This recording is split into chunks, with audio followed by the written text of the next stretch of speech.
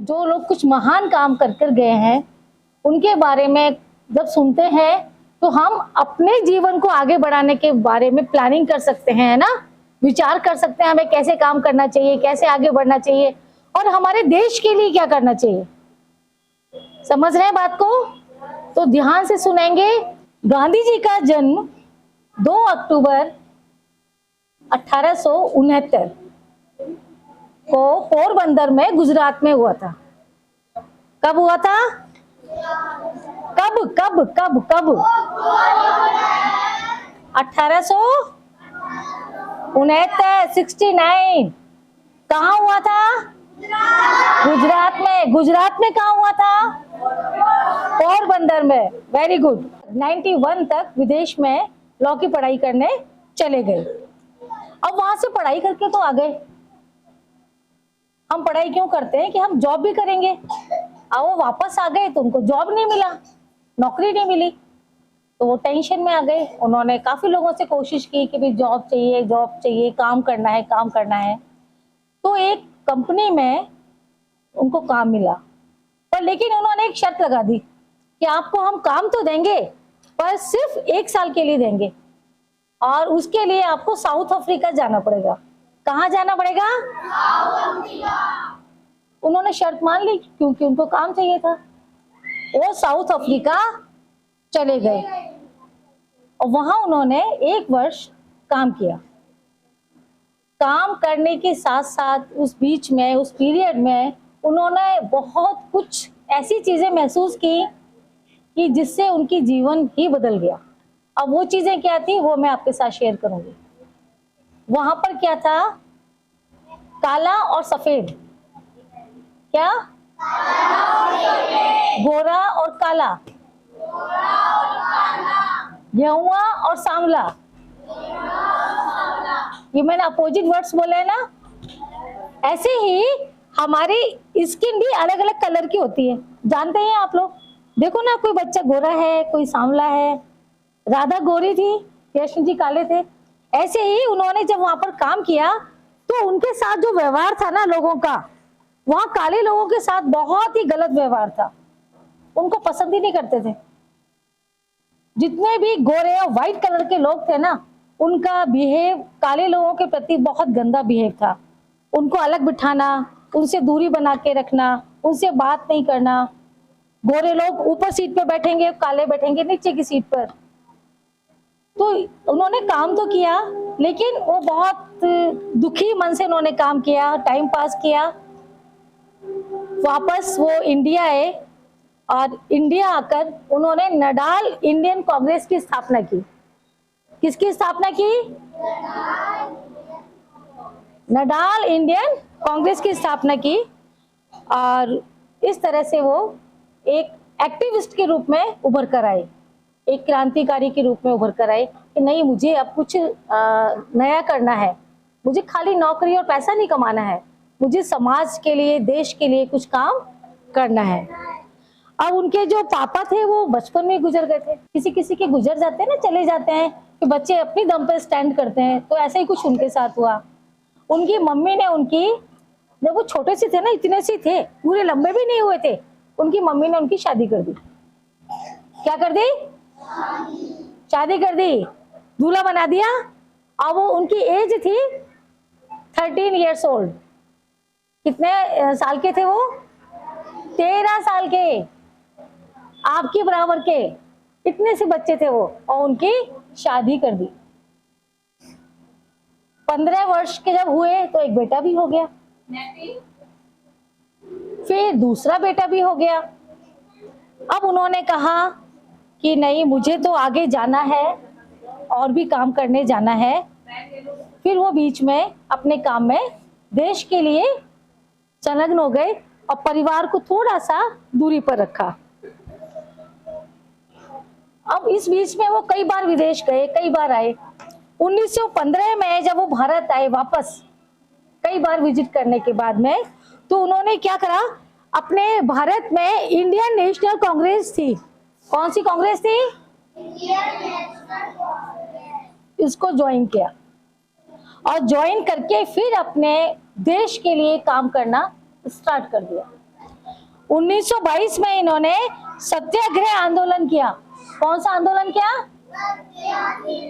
इसमें उन्होंने क्या किया? अभी आपके गिरिराज सर जी आपको बता रहे थे ना, क्या बता रहे थे? अभी मैं सुन रही थी कुछ देर पहले। उन्होंने कहा हमारे देश में जो सूती, कॉटन, कपास होता है और उससे जो कपड़ा बनता है हम उसी को इस्तेमाल करेंगे। क्या कहा उन्होंने? जो हमारे देश में पैदा होता है यानी कि कपास, कपास से क्या बनता है? हाँ, कपड़ा। कौन सा कपड़ा? रेशमी है सूती? सूती कपड़ा। उसी कपड़े के वस्त्र बना के हम खुद पहनेंगे। हम रेशमी और सिल्क और दूसरा कपड़ा पॉलिस्टर नहीं पहनेंगे। आंदोलन स्टार्ट हुआ, खूब लड़ाइयाँ हुई।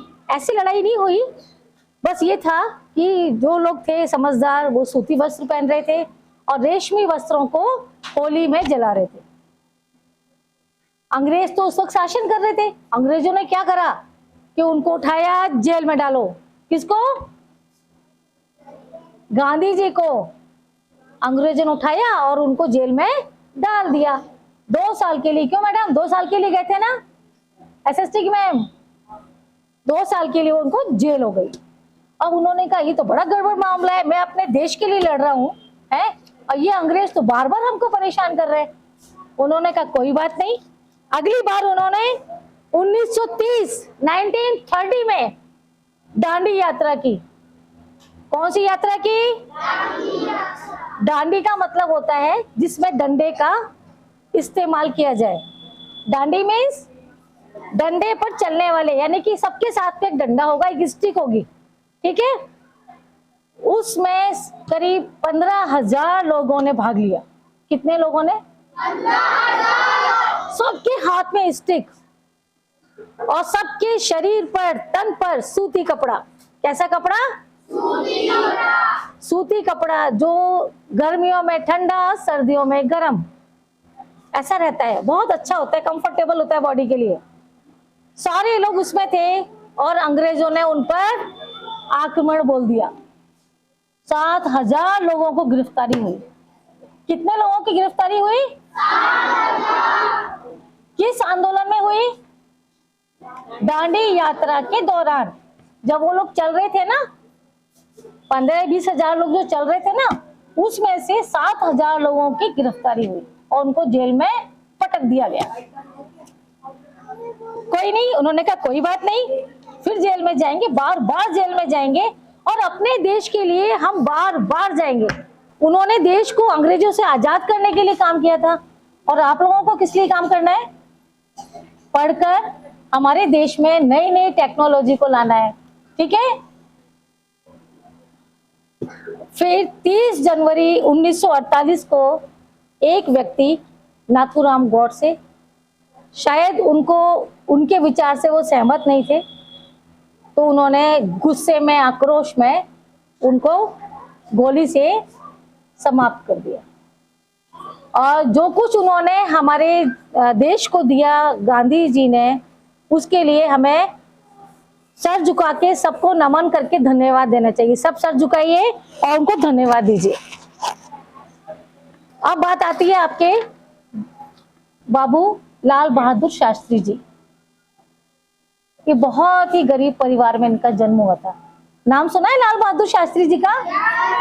कौन थे ये?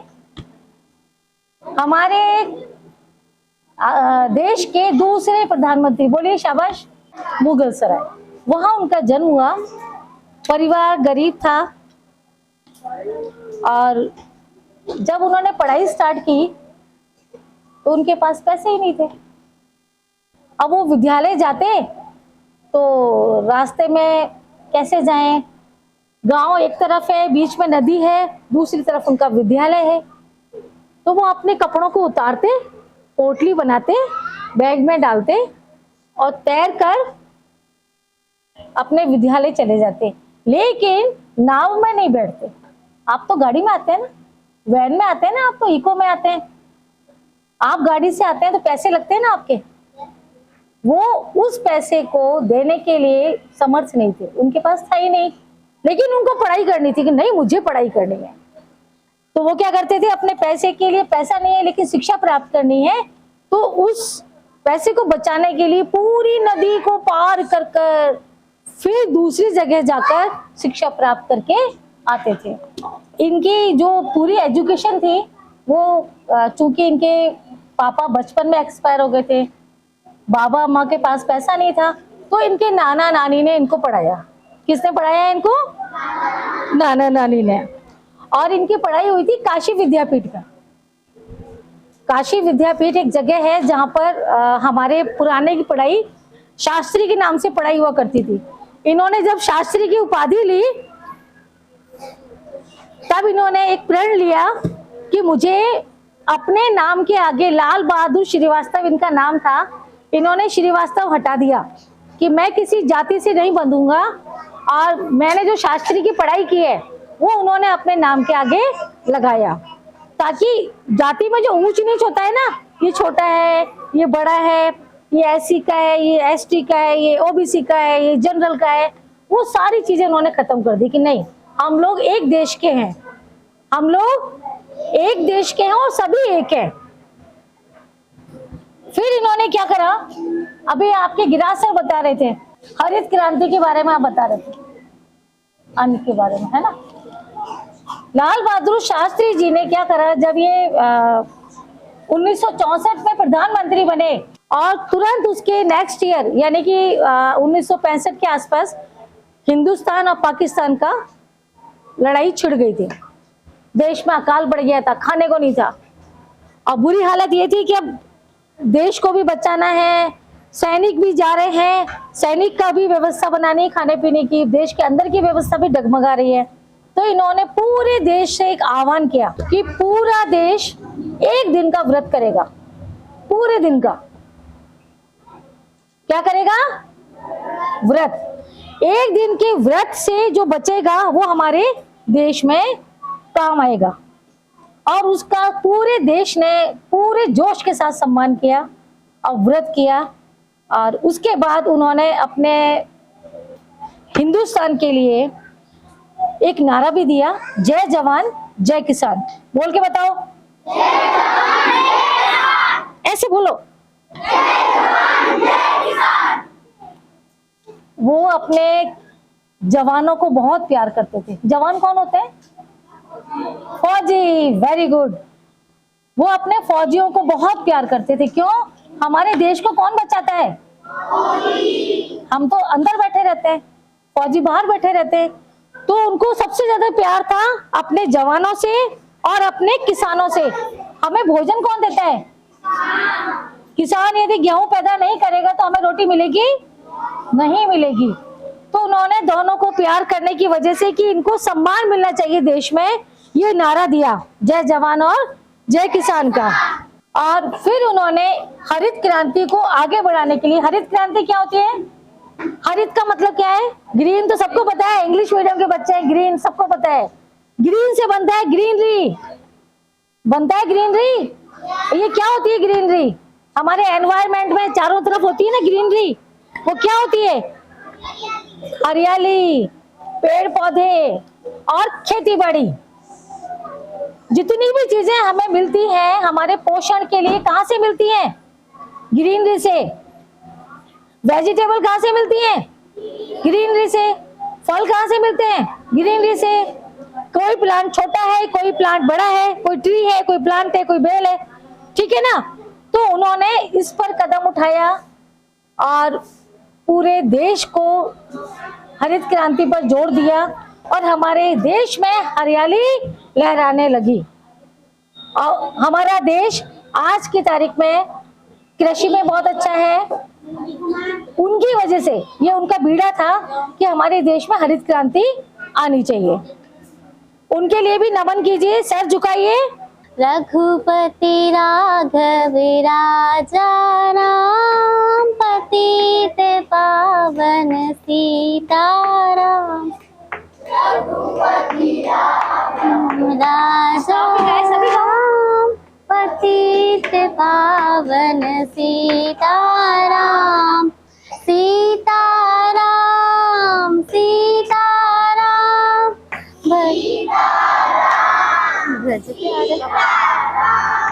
ब्रज प्यारे तुम सीताराम।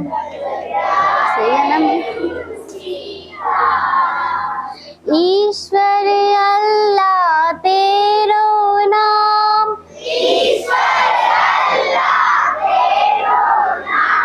सबको सन्मति दे भगवान। इसके लिए क्लैपिंग करो बच्चे के लिए।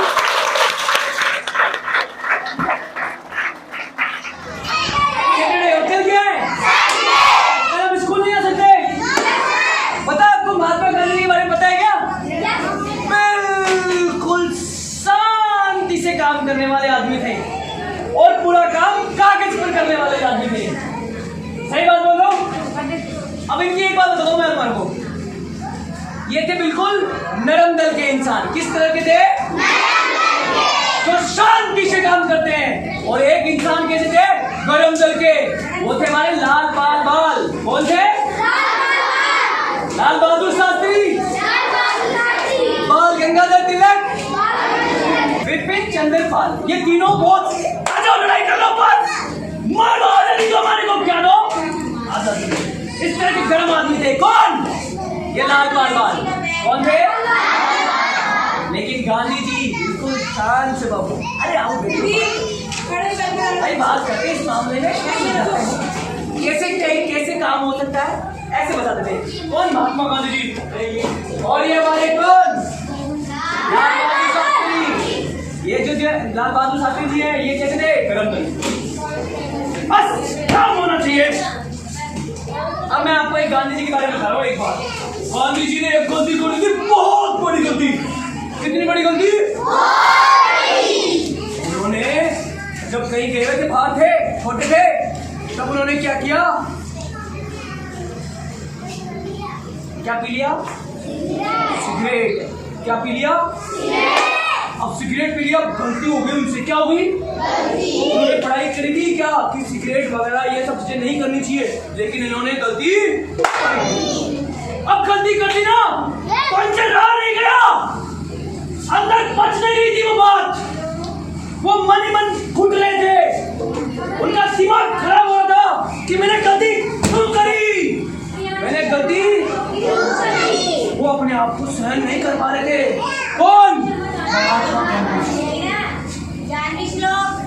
उन्होंने क्या किया? उन्होंने अपनी गलती का एहसास हुआ ना उनको? हुआ नहीं हुआ? उन्होंने अपनी गलती को स्वीकार किया। मैंने बोला कल सॉरी। क्या बोला? और उनकी हिम्मत नहीं हो रही थी कि पापा को जाके बोलूं कि मैंने सिगरेट पी ली है पापा। उनकी हिम्मत नहीं हो रही थी। उन्होंने क्या किया? उन्होंने एक कागज लिया, पत्थर लिया, लेटर डालते हो ना, और उस पे सारी बात लिख दी। अपनी सारी गलती क्या कर दी? स्वीकार कर दी उन्होंने।